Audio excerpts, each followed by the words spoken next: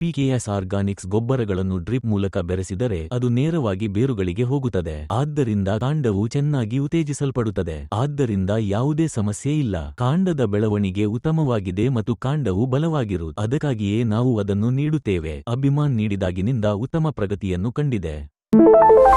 ನನ್ನ ಹೆಸರು ರಂಗರಾಜ್. ನಾನು ಕೊಯಮತ್ತೂರು ಜಿಲ್ಲೆಯ ಕರುಮತಂಪಟ್ಟಿ ಪಂಚಾಯತ್ ವ್ಯಾಪ್ತಿಯ ಮೊಪೆರಿಪಾಳ್ಯಂ ಪ್ರದೇಶದವನು. ನಾವು 3 ಎಕರೆಯಲ್ಲಿ ಬಾಳೆ ನೆಟ್ಟಿದ್ದೇವೆ. ಅರಿಶಿನವೂ ಇದೆ. ನಾನು ಕಳೆದ 2 ವರ್ಷಗಳಿಂದ ಈ ತೋಟವನ್ನು ನಿರ್ವಹಿಸುತ್ತಿದ್ದೇನೆ. ಭೂಮಿಯ ಮಾಲೀಕರು ಜಗದೀಶ್. ನಾನು ಕೆಲಸಕ್ಕಾಗಿ ಇಲ್ಲಿದ್ದೇನೆ. ಕಳೆದ 2 ವರ್ಷಗಳಿಂದ ಈ ತೋಟದ ಎಲ್ಲಾ ಕೆಲಸಗಳನ್ನು ನಾನು ನೋಡುತ್ತಿದ್ದೇನೆ. ಸುಮಾರು 2500 ಬಾಳೆ ಗಿಡಗಳಿವೆ. ಈಗ 8 ತಿಂಗಳುಗಳಾಗಿವೆ. ಕೊಯ್ಲು ಸಮಯ ಬಂದಿದೆ. ಆರಂಭದಲ್ಲಿ ನಾವು ರಾಸಾಯನಿಕ ಗೊಬ್ಬರಗಳನ್ನು ಮಾತ್ರ ನೀಡುತ್ತಿದ್ದೆವು. ನಂತರ ಬಾಸ್ ಅದನ್ನು ಯೂಟ್ಯೂಬ್ನಲ್ಲಿ ವೀಕ್ಷಿಸಿದರು. ನಂತರ ಅವರು ಅದನ್ನು ಖರೀದಿಸಿ ಅದನ್ನು ಬಳಸಲು ನನ್ನನ್ನು ಕೇಳಿದರು. 2 ಬಾರಿ ಬಳಸಿದ ನಂತರ ಅದು ಚೆನ್ನಾಗಿತ್ತು. ನಾವು ಕಳೆದ 3 ತಿಂಗಳಿನಿಂದ ಎಪಿಕೆಎಸ್ ಆರ್ಗಾನಿಕ್ಸ್ನ ಅಭಿಮಾನ್ ಮತ್ತು ಓರ್ಬಿಕ್ಸ್ ಉತ್ಪನ್ನಗಳನ್ನು ನೀಡುತ್ತಿದ್ದೇವೆ. ನಾವು ಅದನ್ನು ಹನಿ ವ್ಯವಸ್ಥೆಯಲ್ಲಿ ನೀರಿನೊಂದಿಗೆ ಬೆರೆಸುತ್ತೇವೆ. ನಾವು 3 ತಿಂಗಳಿನಿಂದ ಇಂದಿನವರೆಗೆ ಇದನ್ನೇ ನೀಡುತ್ತಿದ್ದೇವೆ. ನಾವು ಅದನ್ನು ನೀರಿನಲ್ಲಿ ಬೆರೆಸುವುದರಿಂದ ನಮಗೆ ಯಾವುದೇ ಸಮಸ್ಯೆ ಇಲ್ಲ.